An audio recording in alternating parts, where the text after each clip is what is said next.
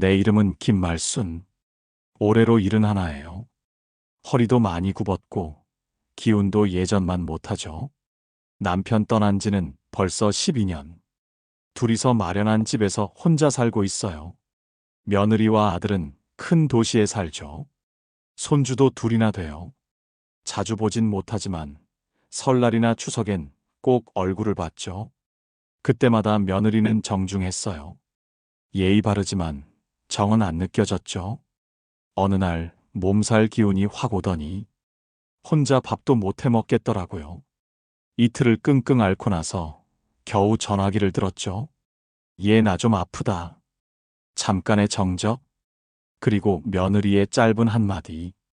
어머니 오세요. 그 한마디에 나는 고마워 눈물이 났어요. 몸이 힘드니 마음도 약해졌던 거죠. 집에서 버스를 2번 갈아타고 겨우겨우 며느리네 집에 도착했어요. 현관문이 열리고 며느리는 미간을 살짝 찌푸렸죠. 오셨네요. 들어오세요. 그 말이 참 날 서 있었어요. 그래도 나는 웃었죠. 미안하다 이렇게 갑자기. 근데 그 다음부터는 마치 내가 공기인 듯 대하더군요. 방은커녕 거실 바닥 한 귀퉁이에 담요 한 장. 저녁밥도 애들 먹이고 나서야 겨우 한 숟갈. 내가 눈치 없이 너무 찾아왔나 싶더라고요. 그날 밤 나는 멍하니 천장만 봤어요. 기침 소리도 참아가며 조용히 누웠죠. 마음은 자꾸 시려왔어요. 그리고 새벽 5시 나는 소리 없이 일어나 슬리퍼 끌듯 현관을 빠져나왔어요. 그 누구에게도 알리지 않았죠. 그때부터 나는 혼자가 아니었어요. 마음의 친구와의 약속이 떠올랐거든요. 예전에 같이 봉사활동했던 정희 언니. 그 언니가 그랬죠. 말순아, 나중에 마음 아프면 우리 동네로 와. 여긴 사람 냄새나. 그 말이 가슴에 오래 남았어요. 나는 곧장 그 동네로 향했어요. 몸이 아픈 것도 있고 버스를 3번이나 갈아타며. 그게 내가 진짜로 다시 살기 시작한 첫날이었어요. 정희 언니가 사는 마을은 충북 제천 근처였어요. 예전에 봉사활동 같이 하며 알게 됐죠. 그때부터 우린 말벗처럼 지냈고 혼자 되면 우리 시골살이 하자던 농담도 했었죠. 버스를 타고 가는 내내 생각했습니다. 내가 이렇게까지 와야 하나? 며느리가 조금만 따뜻하게 대해줬다면 나는 여전히 도시에 있었겠죠. 정희 언니는 예상보다 더 반가워했어요. 말순아, 진짜 왔네. 얼굴 왜 이렇게 상했어? 그 한마디에 마음이 녹았습니다. 언니 집은 작고 소박했지만 마당에 호박꽃 피고 고양이 한 마리 졸고 있었어요. 도시의 삭막함과는 다르게 여긴 그냥 숨이 쉬어졌습니다. 며칠 동안 언니네서 지냈죠. 그리고는 조용히 결심했어요. 나 다시 시골로 돌아올까? 언니가 말했습니다. 잘 생각했어. 여기 방 한 칸 비었잖아. 혼자보단 둘이 나아. 그 말에 난 살아도 되는구나 싶었어요. 누구 눈치도 안 보고 잠시 쉬어도 되는 그런 공간이 있다는 게 얼마나 고마운지 모릅니다. 며느리네 집에서는 내가 불청객이었죠. 하루만 자고 나가라는 말은 없었지만 눈빛으로 말투로 충분히 느껴졌어요. 어머니, 물 좀 아껴 쓰세요. 애들 방에는 들어가지 마세요. 어제 치킨 시켜 먹었는데 어머니는 싫어하시죠? 그 모든 말이 결국 우리는 가족이 아니다는 뜻 같았습니다. 아들은 어디 있었냐고요? 출근한다고 바빴고 집에 들어와도 대화는 없었어요. 그 집에서의 이틀은 내 평생 중 제일 긴 날들이었습니다. 지금 언니네 텃밭에 앉아 손바닥만 한 나뭇잎 하나 바라보며 생각합니다. 내가 뭘 그렇게 잘못했을까? 그냥 아팠을 뿐인데, 누군가 옆에 있어주길 바랐을 뿐인데. 하지만 지금은 후회하지 않아요. 여기선 따뜻한 밥을 먹고 따뜻한 말을 듣고 내가 다시 사람처럼 숨 쉴 수 있으니까요. 정희 언니가 그러더군요. 말순아, 앞으로 우리 이 집을 쉼터라고 부르자.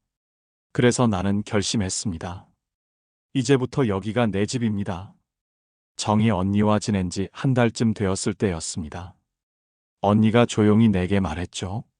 말순아, 우리 같이 장날 한번 가볼래? 오랜만에 시장 냄새 맡는 것도 나쁘지 않겠다 싶어. 모자 눌러 쓰고 따라 나섰습니다. 그날 시장은 시끌벅적했어요. 갓 튀긴 튀김 냄새, 할머니들이 흥정하는 소리, 철 지난 가요가 라디오에서 흘러나오고 있었죠. 그 풍경 속에 있으니 문득 이런 생각이 들더군요. 내가 지금 살아있긴 하구나.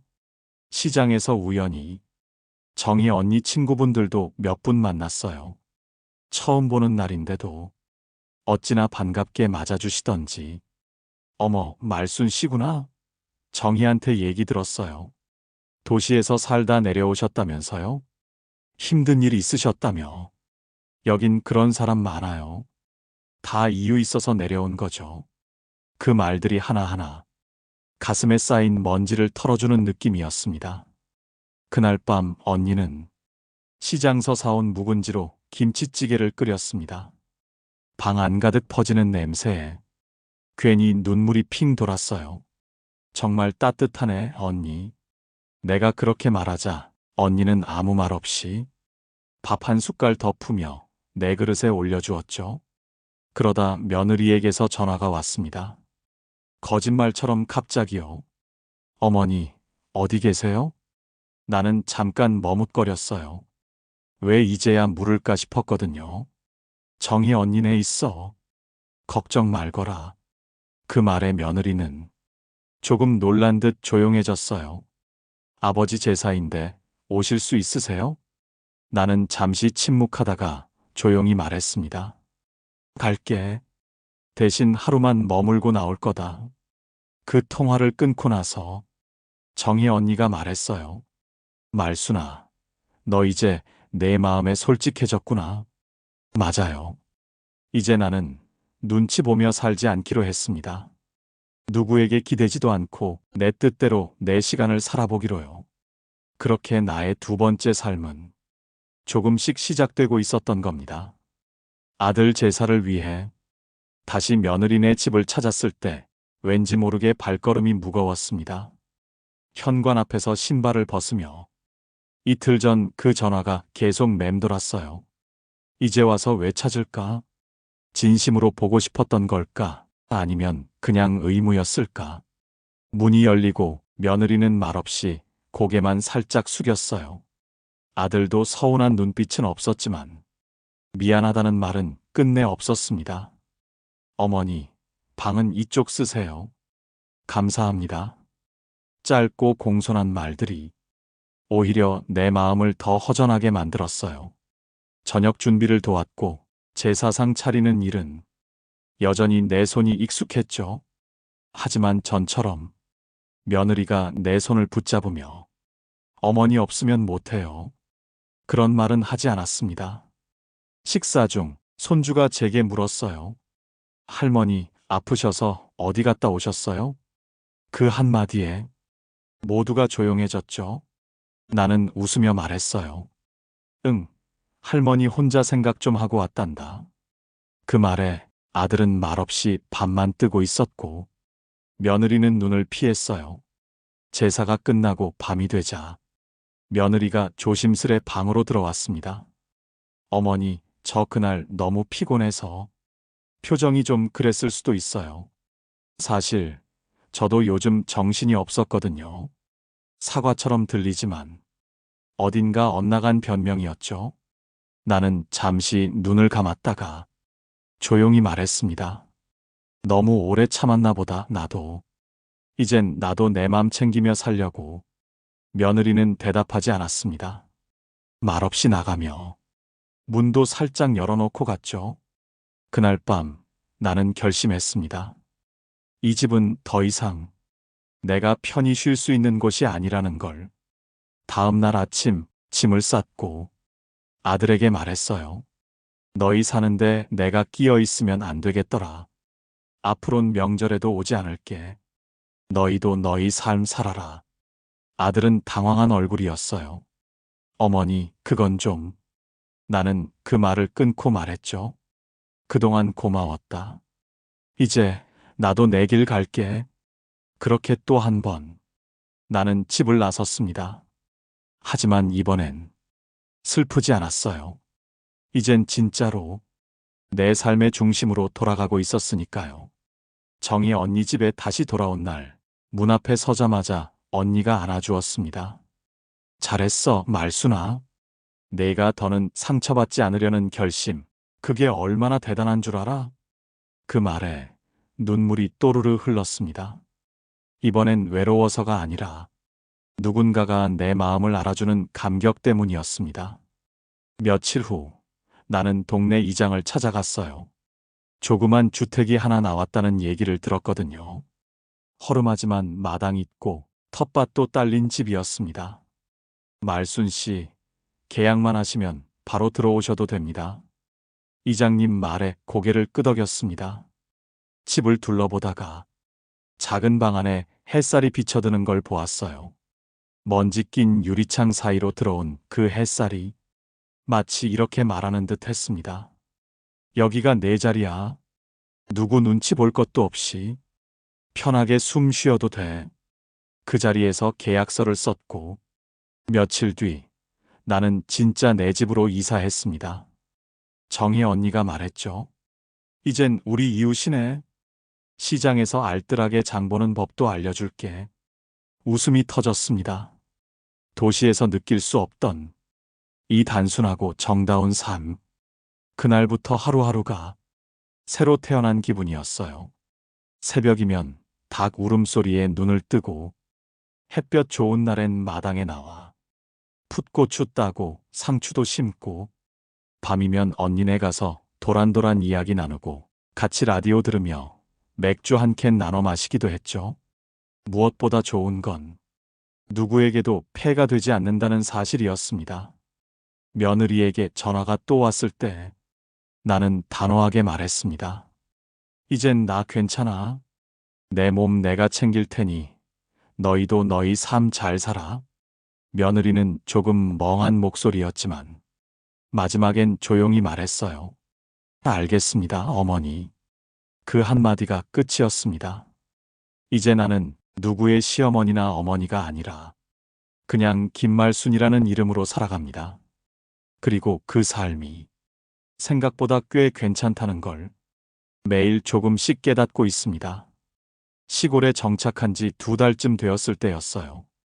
아침마다 새소리에 눈을 뜨고 해지면 자연스럽게 하루를 마무리하는 삶. 그 단순함이 점점 익숙해지고 그 익숙함이 점점 나를 치유하고 있었어요. 정희 언니와 나는 일주일에 3번 읍내 경로당에도 나갔습니다. 처음엔 낯설었는데 어르신들과 화투도 치고 김치 담그는 법도 공유하면서 나는 웃는 시간이 늘어났죠. 어느 날 동네 주민 중 곱슬머리에 늘 웃는 눈을 가진 분이 내게 다가와 말했어요. 여기 정착하신다는 그분이 말순 씨죠? 네, 맞아요. 잘 오셨어요. 여긴 사람 냄새 나는 곳이거든요. 그 말 한마디에 괜히 눈물이 핑 돌았어요. 사람 냄새, 그걸 잊고 살았던 것 같았거든요. 그러다 동네에서 텃밭 교실을 연다는 안내문을 보게 됐어요. 처음엔 망설였지만 정희 언니의 권유로 함께 나가봤죠. 그날 스스로 씨앗을 심고 삽질하고 땀 흘리며 웃는 내 모습을 보며 문득 이런 생각이 들었습니다. 나는 지금 제대로 살고 있구나. 그동안은 누군가의 필요에 따라 움직이고 누군가의 기대에 맞춰 살아왔죠. 하지만 이제는 내 마음이 원하는 걸 스스로 고르고 내가 좋아하는 사람들과 함께하며 조용히 웃을 수 있는 날들을 만들어가고 있어요. 저녁이면 작은 부엌에서 직접 키운 채소로 밥을 해 먹습니다. 김이 모락모락 나는 된장국을 먹으며 창밖 노을을 바라보다 보면 그냥 그 순간이 너무 감사해서 혼잣말을 하곤 합니다. 말순아, 잘 살고 있어. 참 잘하고 있어. 내가 나에게 해주는 작은 응원. 그게 요즘 내 삶의 버팀목이 되었답니다. 가끔은 며느리 생각이 나요. 그 아이도 참 힘들었겠죠? 도시에서 두 아이 키우며 살림에 일에 시댁까지 챙기려면 얼마나 마음이 조급했을까 싶어요. 하지만 그렇다고 사람을 무시해도 된다는 건 아니죠. 아플 때 약 대신 한마디 위로를 건넬 수 있었다면 내 마음 그렇게 얼지 않았을 겁니다. 이제는 원망하지 않아요. 그 아이도 나도 우리 삶에서 최선을 다한 거니까요. 요즘엔 작은 꿈이 하나 생겼습니다. 시골 어르신들과 함께 쉼터밥상이라는 이름의 작은 식당을 열어보는 거예요. 정희 언니랑도 그 얘길 자주 나눕니다. 말순아, 우리 같이 된장찌개 하나 놓고 사람들 불러 모아보자. 배고픈 사람보다 마음 허한 사람들한테 밥을 주는 거야. 나는 고개를 끄덕였습니다. 그래, 밥 한 그릇이면 사람 마음도 녹잖아. 그 작은 식당이 생기면 이 마을에도 그리고 내 마음에도 더 많은 온기가 돌겠죠. 주말엔 손주들 생각이 나서 편지를 써보기도 해요. 그림도 그리고 시골 꽃 사진도 인화해서 함께 넣고요. 잘 지내니? 할머니는 요즘 텃밭에서 상추 따고 있단다. 햇살 좋은 날엔 꼭 너희 얼굴 떠올라. 그 아이들이 이 편지를 읽고 무슨 생각을 할진 모르겠지만 나의 진심은 언젠가는 전해지리라 믿어요. 삶은 어쩌면 이런 작은 반복의 연속일지도 몰라요. 아픔, 상처, 회복, 그리고 다시 웃음. 그 사이사이에 우리는 조금씩 단단해지고 조금씩 나답게 피어나죠. 이제 나는 누군가의 집에서 눈치 보며 머무는 사람이 아니라 내 집에서 내 시간으로 내 마음을 다해 살아가는 진짜 나로 돌아온 겁니다. 한 번은 동네에 새로 이사 온 부부가 텃밭 옆을 지나가다 말을 걸었어요. 어머님, 여기 상추 되게 잘 자라네요. 비법 좀 알려주세요. 나는 웃으며 대답했죠. 비법이랄 거 없어. 아침마다 잘 좀 말 걸어줘 봐요. 잘 자랐니? 고맙다 이렇게. 그 부부는 깔깔 웃으며 며칠 뒤 고구마랑 사과 한 바구니를 들고 찾아왔어요. 그날 말씀에 마음이 따뜻해졌어요. 그렇게 인연은 이어지고 나는 하루하루 이 마을에 뿌리를 더 깊이 내리고 있었어요. 정희 언니는 요즘 가끔 말합니다. 우리가 서로 있어서 참 다행이야. 그치, 말순아? 나는 그 말에 꼭 고개를 끄덕여요. 언니가 있어서 내가 버틴 거지. 마을에서 열린 작물직 거래 장터에 같이 참여도 했어요. 우린 된장, 고추장, 나물 몇 가지를 싸서 작은 천막을 열었죠. 지나가던 사람들이 여기 정이 느껴지네요. 그 말 한마디에 우린 고생한 것도 다 잊고 웃었습니다. 점점 내 주변엔 따뜻한 사람들이 늘어났습니다. 며느리에게서도 가끔 안부 문자가 옵니다. 이젠 강요도 불편함도 없이 짧지만 나름의 정이 느껴지는 메시지들. 어머니, 감기 조심하세요. 김장하시면 연락 주세요. 도와드릴게요. 나는 아직도 조심스럽지만 그 아이도 조금씩 마음을 여는 중이라 믿어요. 누군가 그러더군요. 피는 물보다 진하지만 물도 오래 담가두면 국물 난다고. 시간은 사람을 변하게 하죠. 나를, 그 아이를, 그리고 우리 사이를 이제는 누구 하나 미워하지 않아요. 그럴 에너지보다 더 중요한 게 있다는 걸 알았으니까요. 나는 이 마을에서 나를 있는 그대로 바라봐주는 사람들 사이에서 조용히 따뜻하게 살아갑니다. 가족이라는 단어가 꼭 혈연으로만 완성되는 게 아니란 걸 이제는 압니다. 내 마음을 감싸주는 이웃들, 기운 빠질 때 말 한마디 건네주는 동무들, 그리고 텃밭의 초록 잎사귀들까지 그 모두가 내겐 가족입니다. 봄이 되었습니다. 마당 가득 노란 민들레가 피고 텃밭에도 쑥이며 냉이가 고개를 내밀었어요. 바람은 아직 서늘했지만 햇살은 분명 따뜻해졌습니다. 내 마음도 그랬습니다. 완전히 따뜻하진 않아도 이제는 시린 기운 없이 차분히 가라앉은 평온함. 나는 요즘 작은 수첩 하나를 들고 다녀요. 하루에 한 줄씩 내 마음을 적습니다. 오늘도 밥 잘 먹었다. 정희 언니랑 웃었다. 손주 생각이 나서 편지 썼다. 그런 단순한 기록들이 내 일상을 더 특별하게 만들어줍니다. 며느리에게선 어느 날 긴 문자가 왔습니다. 어머니, 그날 저도 너무 지쳐 있었어요. 마음의 여유가 없어서 어머니 힘든 걸 잘 못 봤어요. 이제 와서 죄송하단 말 늦었겠지만 꼭 드리고 싶어요. 나는 그 문자를 몇 번이고 읽었습니다. 그리고 조용히 답장을 보냈죠. 나도 미안했다.